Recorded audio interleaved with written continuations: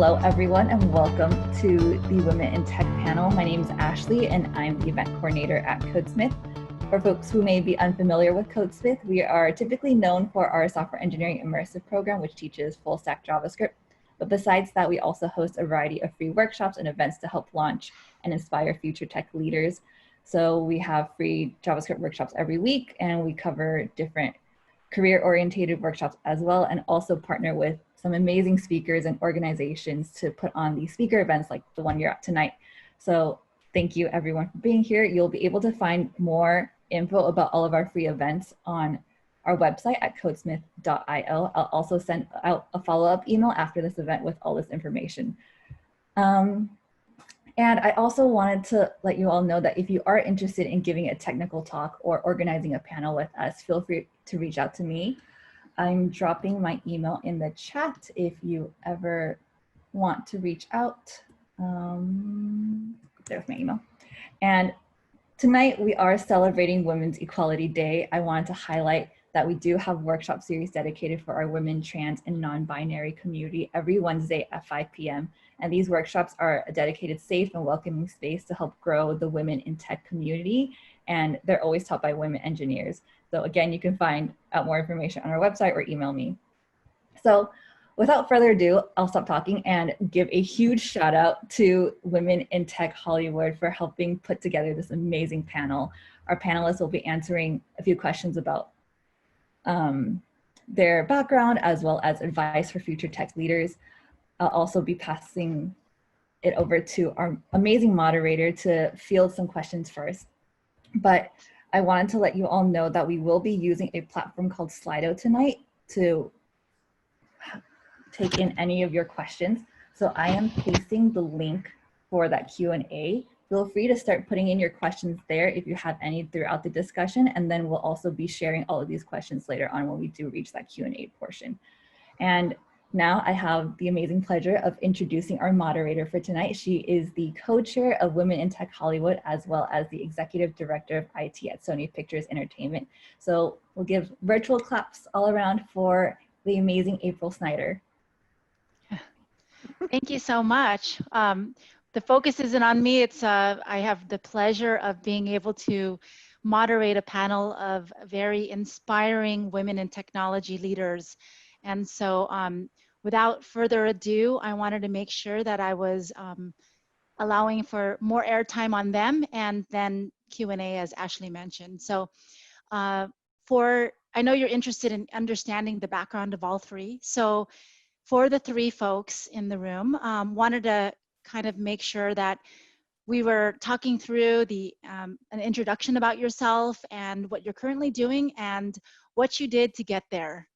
Sharon, do you want to start? Sure. Hi, April. Thank you. I'm really delighted to be here today. God, I don't know, like maybe 10, 15, I don't know, 20 years ago, if you told me that I would be sitting here talking about navigating a tech career, and I wouldn't have believed you. It's especially powerful because it is Women's Equality Day, and we've had a lot of really important conversations lately about what equality and what equity means. So just by way of introduction, I am the director of social innovation at a nonprofit, a regional nonprofit here in Los Angeles. I am by trade, I'm a software engineer. I have a computer science background, and something that I always wanted to, I guess why I ended up where I am is because I've always wanted to know what it was for and what I could use it for. The education and the experience and the learning to code, and I see technology as a tool, and it can be used to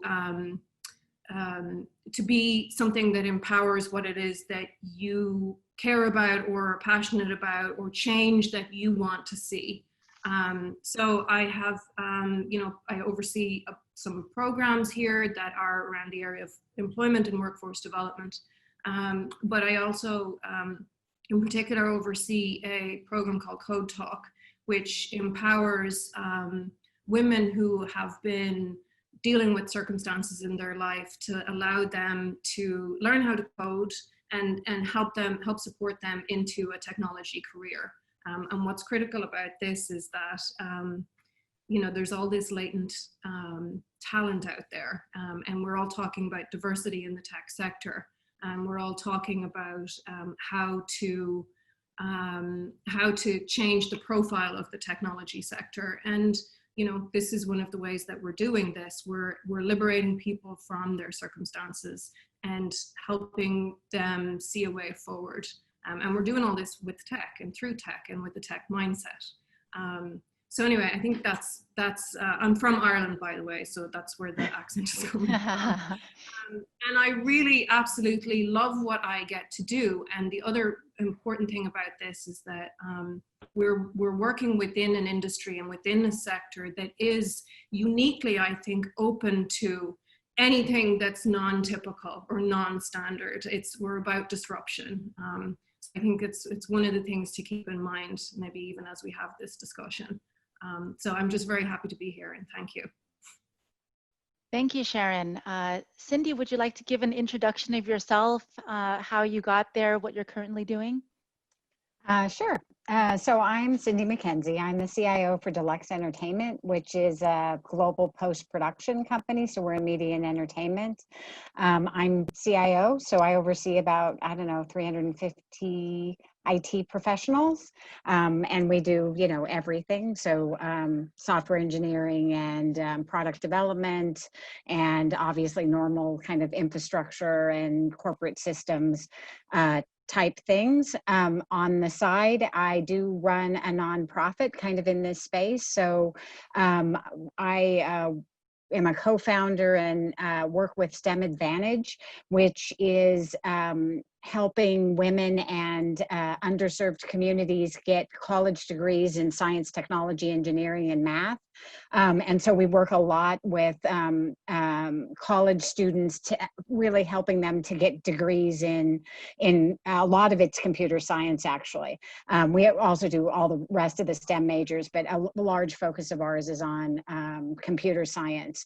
And I've been in IT my entire career, which is a really long career. I've been doing this for a while. And it's one of those things where when I got my degree, there was probably 30% to 40% of the students were women. And there's, like 12% now. So I've really seen that less women are going into the field, although it is starting finally to tip again up. But from my perspective, it's one of the best careers because you can do anything. Somebody asked a question about their sales background, right? You can work in any industry, you can work in any sector, everybody needs IT. So it really is a great career to allow you to learn a lot of different businesses and do a lot of different things, because IT is a pretty broad field. So I think it's a great career for women. Honestly, I think it's a great career for everyone, and it's stood well by me. So that's who I am.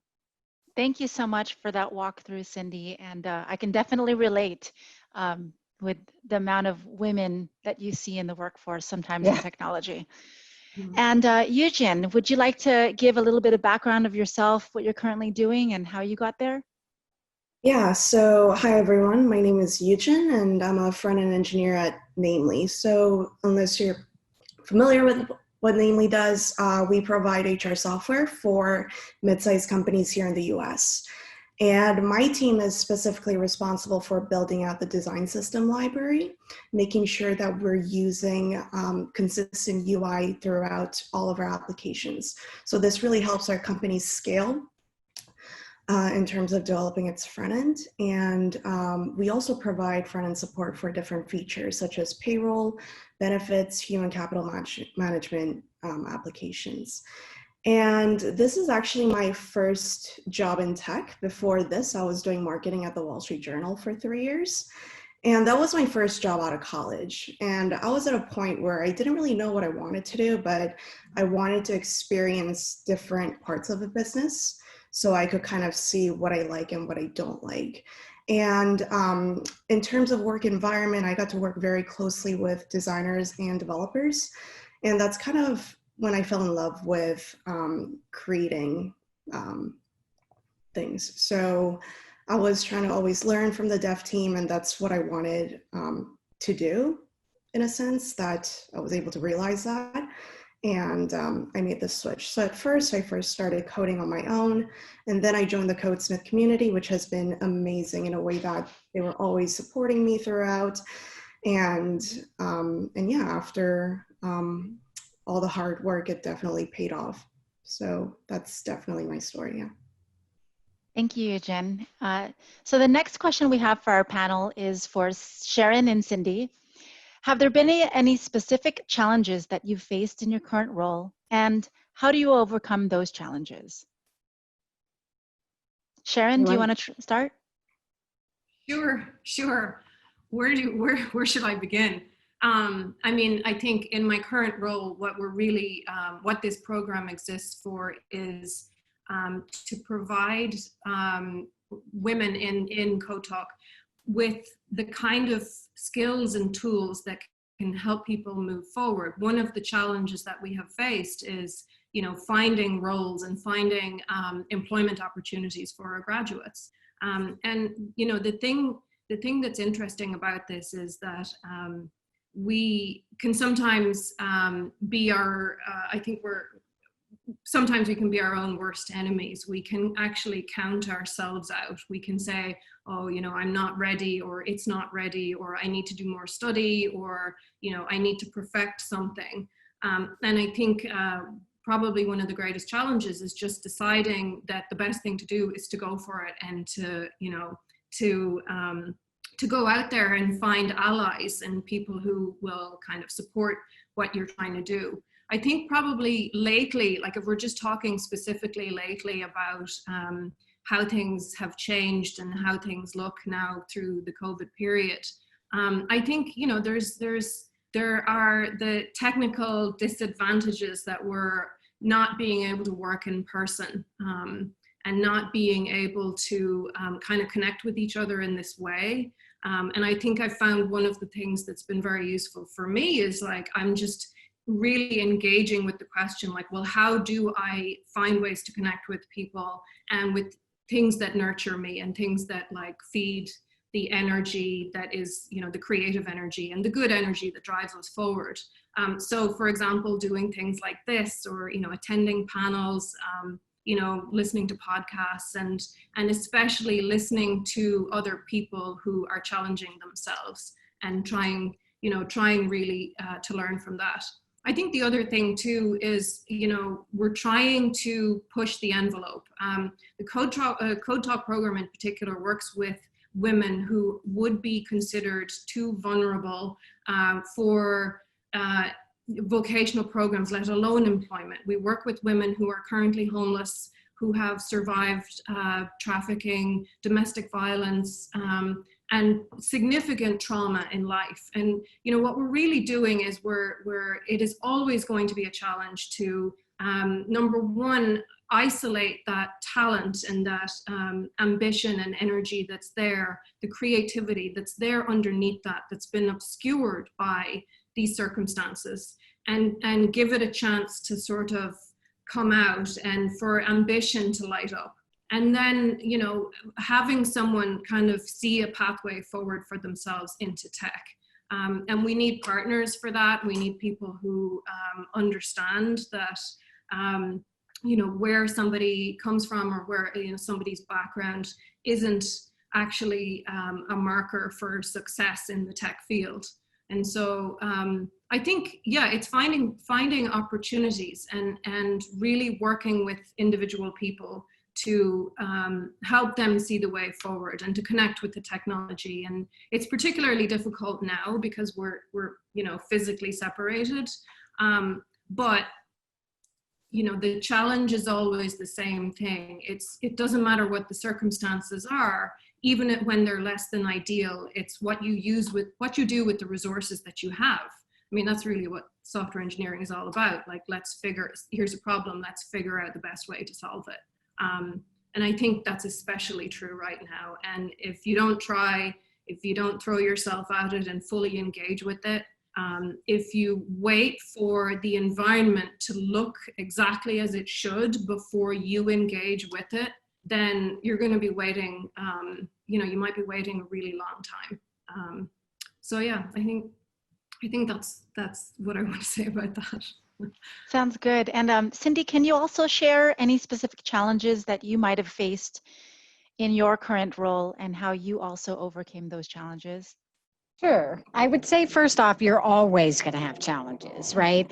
And not only are you always going to have challenges, you're going to have new challenges even in an existing role on a regular basis. There's just, you're not growing if you're not challenged, right? And you should be in a job that you feel challenged at, or you shouldn't be doing it, honestly. So I would say first go with the mindset that a challenge is an opportunity, because that is what life is, right?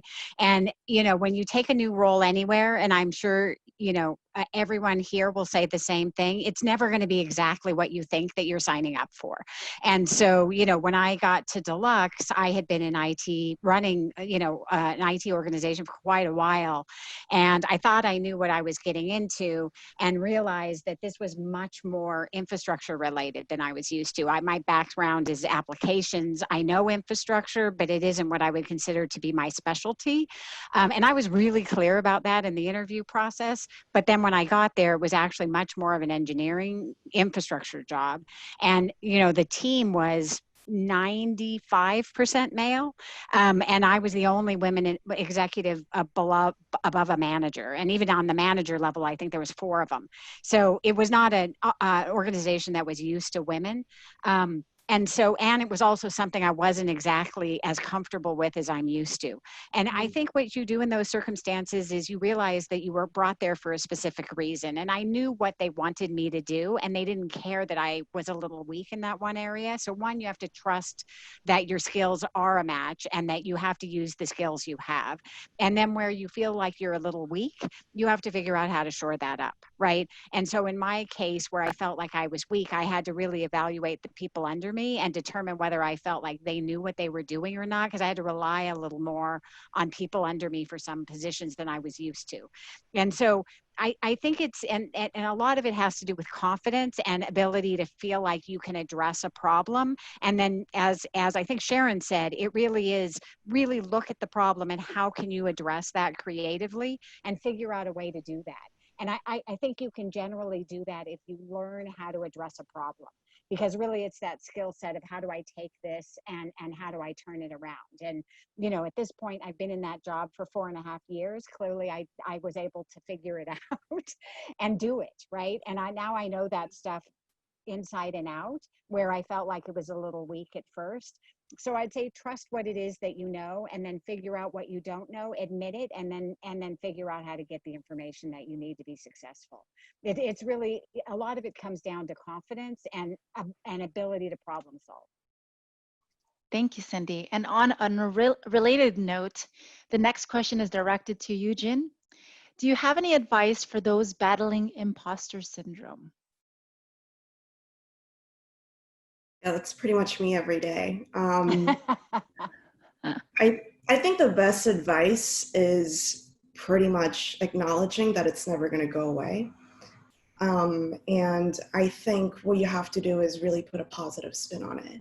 So instead of thinking, why don't I know this? Why can't I solve this under an hour? My coworker can.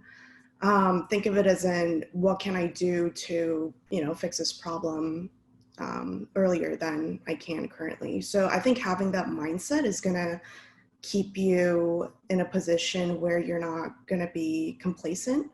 And Cindy, as you said, every day is going to be a challenge, and that's what your job should feel like.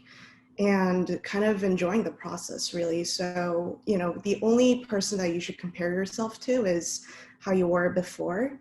So always keeping that in mind that, you know a lot more now than you did 3 months ago or a year ago. And when I look back, I pretty much wrote my first line of code a little over a year ago. So I'm kind of like looking back at, the journey that I went through and just believing in yourself, really, because you have to be your #1 fan, and just keeping that mindset throughout would be my advice. Thank you. I would just jump in with that to say, I 100% agree with what she said. And I will also agree, and I'm sure Sharon will as well, it exists for us forever, right? There's always those cases in our lives. And, when I first got to Deluxe, I was like, I'm not sure I can do this. And I would have to have a self-talk, right? But I do want to say it's an inherently woman thing as well, that I think women just have to overcome and recognize that it's something that we do inherently. Because I think if you talk to men, they generally see what they can do, and they always are confident they can take the job with the piece they don't know. And women tend to, by nature, say, oh, you know, make excuses or explain or tell people in advance what it is they don't know or why they have a deficiency. And I still do it. It's my nature as well. But you have to know that that's in your head, right? And that men aren't going to address it the same way. It's a very proven thing. Men do not address imposter syndrome the same way. And that just say, how would a guy deal with this, right? Like, I know as much as that other person who's putting themselves in for this job who doesn't know it as well. So it's part of it's a frame of mind you just have to accept and really acknowledge that you're doing it and talk to yourself out of it, right? That's very true, Cindy. There have been studies where they say women take themselves out of the equation when applying for jobs, right? When they find gaps, but men don't. They will submit it knowing that they have the confidence to fill those gaps. So that's a very interesting perspective. And like I mentioned, lots of studies done on that. So having the confidence in yourself is a very key takeaway. So the next question is for Sharon and Eugen. Can you tell us, there's a lot of changes that have happened in the working environment today and the situation today as we know it. We're, all quarantined at home and transitioning someday into the workplace, or, lots of unknown certainty of how that's going to work out live and in person. And I guess the question for you is, both of you how do you go about overcoming the current working challenges, working remotely, work-life balance, and any equity challenges that you might see in general in the professional working environment? So any of those things that could play based on the current working environment. Eugen, I can jump in. Go for it. There's, I think there's a number of things there. I think first and foremost, the way that we are right now, and this is kind of piggybacking on what Cindy said before about our kind of mindset and our mind frame around approaching problems. I think the person that can, kind of count you out regardless of the circumstances is yourself. And, most environments that we go into, there's always going to be ways that they don't necessarily work entirely in our favor. April, like I've read those studies too about, when a man reads a job description, if he can do, 35% of it, maybe 29% of it, golden, I'm in. Whereas a woman will sit back and say, no, I can't do that. And the thing there, and I think the thing that we have to be responsible for when we talk about equity and equality is, if we're counting ourselves out, how on earth are we going to change the profile in these sectors, especially in 100%. Tech? We can't keep counting ourselves out. And it doesn't matter what challenge that you're facing. I think it's really important, and I think we can really, I think if we focus on what is really important to us, whatever our goal is, if you want to become a software engineer and you want to learn to code and you want to be that, there's something underneath that drives you. And there's something underneath that, whether it's, independence, or, you want to be somebody that makes change in the world, you want to have a creative tool set. Whatever it is that's underneath that's driving you, I think it's important to keep that in mind and focus on that. I think we really, especially women, I think we're so good at telling ourselves that we're not enough. And the reality is, if we keep saying that, we're just going to continue to see environments that don't fit us. So every single person here on this call has something to contribute, by virtue of the fact that you're on this call, having this conversation and listening to it. And if you're not going to contribute your piece, then we're all losing out. So, you know, the challenge right now is, oh my God, like I don't know how to engage with tech or engage with the career or engage with work in this new, like, it's all disconnected and stuff. And I wake up most days and I have no idea. I'm like, how did I end up here? What am I doing? But I keep remembering why I'm here and what drives me. And I keep calling that up for myself and then engaging with the problem at hand. And then I start to worry less about, am I enough? Or am I the right one? Or is somebody about to figure out that they've let me in here by mistake? And it really is, if you apply all of this, you know, and all that's in your heart to the problem and the solution of the problem, and stop worrying about, like, you know, that person over there is doing it better and they went to MIT and I didn't, and all of that other stuff. Like, I think we really need to be better with ourselves about what we're here for. And I think that's my call to arms for the day. Like, everyone who's on this call is committed to seeing change and to making things better for others coming.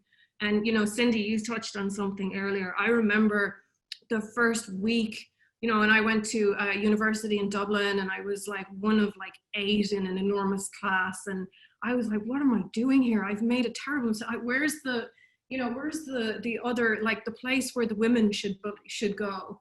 And the thing is, I went through most of my career with that. And then I figured out finally a way that all of this could be used to affect change. And I found something that I really felt passionate and really believed in. So now it doesn't matter how I'm feeling about my readiness or my preparedness, I'm willing to dive in for the sake of any contribution that I can make. And I think if you really search your hearts, if you really are straight with yourself, we all have that thing that drives us, and you can use that to feed yourself. And because we need you to get out there.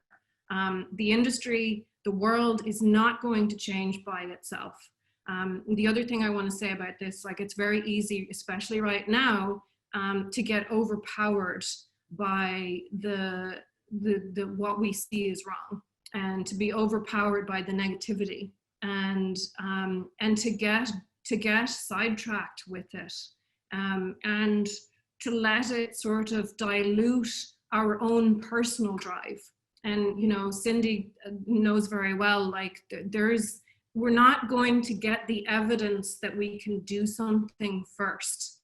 We're not going to get the proof. Like, I didn't get to look into the looking glass, you know, 4 years ago and say, yeah, this Codetalk thing's going to work out just fine. Just keep going.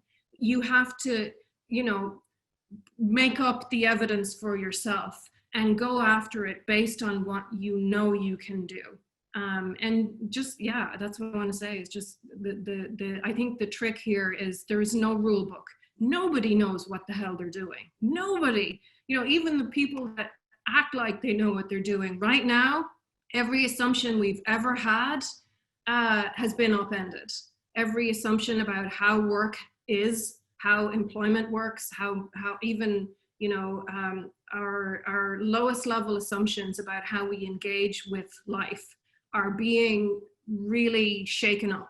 And I think it's up to us to develop a mindset where we use this to our advantage, where we begin to think, how do I use this to my advantage? How do I step around this and look at it a different way so that I can go engage with it? So yeah, Eugen. Great. Yes, Eugen, can you give some feedback on what you've been doing to overcome any work challenges remotely, and any advice to those in the audience? Yeah, so I think the biggest challenge is, since we're, you know, not physically working together, it could get very difficult in terms of communication. And I think the key to succeeding in this remote work environment is definitely over communicating, keeping your manager, product manager, design in the loop whenever there is a blocker or a change, and, you know, always assume that people don't know what you're working on. And another challenge that's been pretty common was I noticed that I don't really talk to the coworkers that I don't work with particularly, but I would say hi to at the office. So I've noticed that I'm only really talking to people I'm working on the same project with. So kind of keeping that in mind, and you know, making sure that you're also talking to those you're not working with, and making sure that you're not burning out, because I feel like some days I would work for hours nonstop. And you know, there are different ways to kind of combat that. It could be setting up a timer to kind of remind yourself that you should kind of walk around and have some water, or kind of having like a strict schedule. I know some people are better with that approach, kind of having like a set timeline on what they're working on and things like that. So that's probably another trick. But yeah, communicating is definitely key while working remotely. Thanks, Eugen. So the next question that I have, so I personally have been energized and inspired and motivated by many female mentors in the past for my career personally, and I attribute a lot of the ideas and growth to these particular women in my life. And so Cindy, would you mind giving us some advice on how to build a strong female network? Well, I'll give you how to build a network, period. And then, you know, obviously women sometimes I think are easier. But, you know, I do think building a network is really important. Like everybody else, I was busy and I just didn't go out and try to do a lot of networking outside of work. And I really do think going to events, anything that's going to put you into peer groups or and then I think the other thing is really to ask, right? And so people like to mentor, and people like to give advice. People like to give their story. I mentor all the time, and everyone who asks me to mentor, I mentor.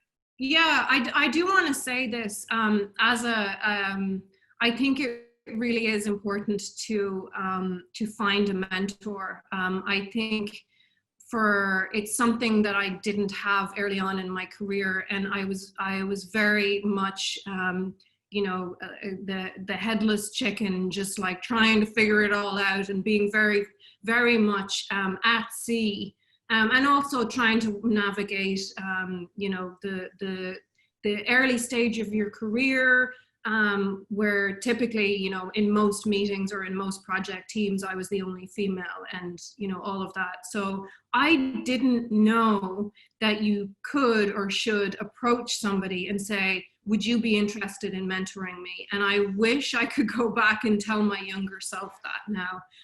You should ask. Go, if you see somebody that you think, you know, you could have a conversation with, and that would be helpful, you should ask, because 9 times out of 10, that person will actually be very honored that you ask them.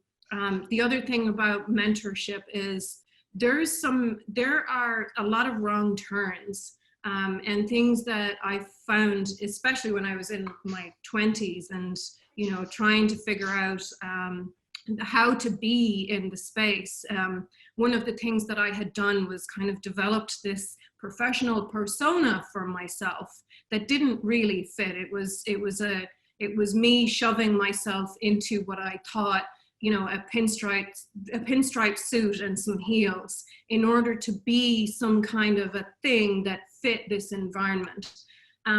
The thing is that it cuts off your air supply, and you need that to be creative, and you need that to be, you know, to be thinking and solution oriented. You need that bandwidth, that headspace for that. A mentor is somebody who can just kind of say, oh, don't worry about that, everybody thinks that, or, you know, you don't need to pretzel yourself into that shape to be in this environment. Just go figure out what your expression of tech is, and do that. The other thing I think that's so powerful about mentoring is it's a very unique kind of relationship. It's not a friendship where, you know, sometimes you just say the nice thing because you don't want to hurt somebody's feelings. A mentor will have an inherent commitment to you and to your progress. It's a different kind of relationship. It's not familial, it's not avuncular, it's not a friendship, it's a mentorship.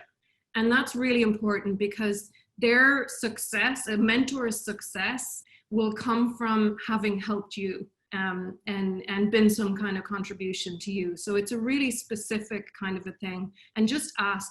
I've had people reach out to me just on LinkedIn and send me notes. And, you know, well, before we would have coffee or something like that. But, you know, now it'll just be a phone call. And to be honest with you, it's an excuse for me to get out and put some headphones in and walk around and have a conversation with somebody.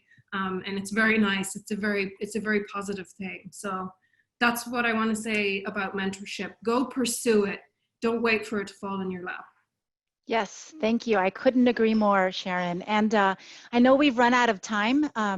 So just to wrap things up with the three of you, a quick fire round, if you will, one-liner, any piece of advice that you have for any future women in technology leaders. Let's go backwards. Eugen, do you want to? Honestly, I would say surround yourself with people who support you and guide you throughout. I think that's the most important factor, having that support system, definitely in this industry. Sounds good. And then Cindy, I'm not sure if you're still on. I am. Perfect. I would say always take every opportunity that you're offered that is a growth opportunity. Really put yourself out there sometimes more than you're comfortable. I think that I kind of said that at the beginning, you have to be challenged. And when you get an opportunity, figure out how to say yes. Fantastic. Thank you, Cindy. And last but not least, Sharon. Two things. One is if you're heading into your career, you know, and you're starting out, or you're just getting started, don't be afraid to ask. I think we all suffer a little bit when we try to pretend that we know the answers, or when we try to pretend that we know what we're talking about. Truth is, most of us don't. Software engineering, coding, this mindset, this skill set, it gives you a problem-solving, resourceful mindset, and apply that to your career too. Like, what is the next thing? You know, kind of be thinking about it. And then the other thing I want to say, and this is really, really important, I think, watch out for our own biases. Watch out for the things that we say to ourselves. The notions that we have about what we can't do, because those will sometimes just take us out of the game. And I know we all have them, but there's these things that we say to ourselves, oh, I'm not creative, or I'm not able to do those kinds of things, or I don't fit in, I don't belong there, I don't see people that look like me in that space.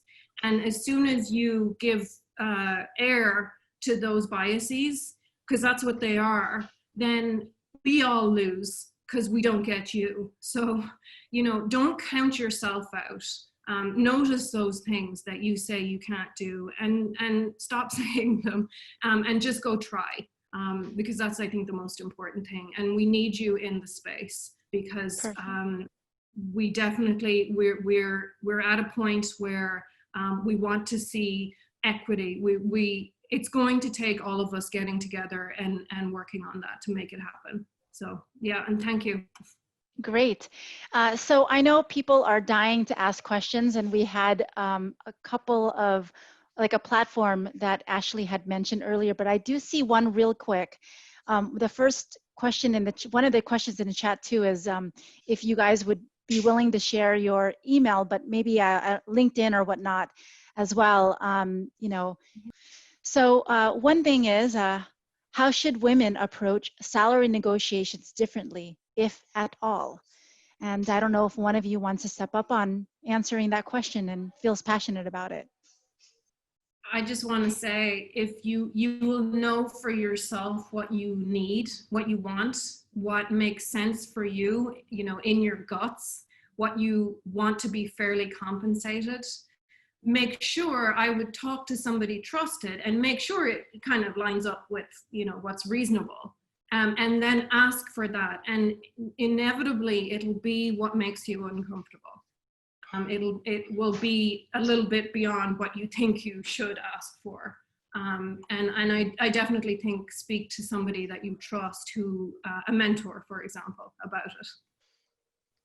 Perfect. Another one is, do any of you have any advice for women who are going through a career change into coding field or technology from something not related? Well, Eugen did it, so. Yeah, That's right. I can take that one. I would say the best advice is the best way to learn is by building stuff. That's all I can say, whether it's a side project, open source work, that's going to pretty much give you that experience that you feel like you're going to, need to go into the field. And also you're going to learn a ton because you're going to have to work through those blocks. And yeah, to me, that's pretty much the best advice you could get. That is great advice, Eugen. And will anybody want to take the next question, which is, how do you handle facing discrimination as a woman in the field? Oof. Yes, please. Oh my God, Sharon. yes, please. I think, oh my goodness, it's inevitable. It will happen. For whatever, it's a fact of life. And I think focus on your work, focus on excellent work. Figure out ways to sort of deal with the impact of it emotionally, but always focus on, am I doing the highest quality work? And keep your eye on what your goal is, whatever it is, that underlying thing that drives you, whether it's independence or, being able to have a seat at this table or be creative or whatever it is. Honor that, and don't let I won't say a word, but don't let that smallness get in your way. Don't honor it. Honor what really matters to you and do great work. Have your answer to that sort of thing be awesome work, like impeccable, and do everything that you can to make sure that you are driving yourself and growing forward. They're not even a speck in your rearview mirror. Yeah. I love that. And for the sake of time, maybe we can do two more questions. One is, what advice do you have for people looking for a job that is fresh out of software engineering bootcamp experience that will help them stand out? Eugen touched on it a moment ago, and I think it really is doing as much practical project work as you can, even doing stuff pro bono or freelance. Pick your favorite restaurant and go offer to make them a website, or find a passion project and keep adding to your portfolio. Produce evidence that you can do the work. And again, make it impeccable. And always be driving forward, always be looking for opportunities to grow yourself and your portfolio and your assets. Yeah, and even if your project sounds small, I think it's all about what kind of impact that it had. Because I remember when I first started out, I was editing documentation on MDN, and I knew that was going to have a solid impact because I'm updating the docs, all the technical examples that's going to help other developers. So it's all about the impact, and don't feel insecure that it's too small of a project. Great.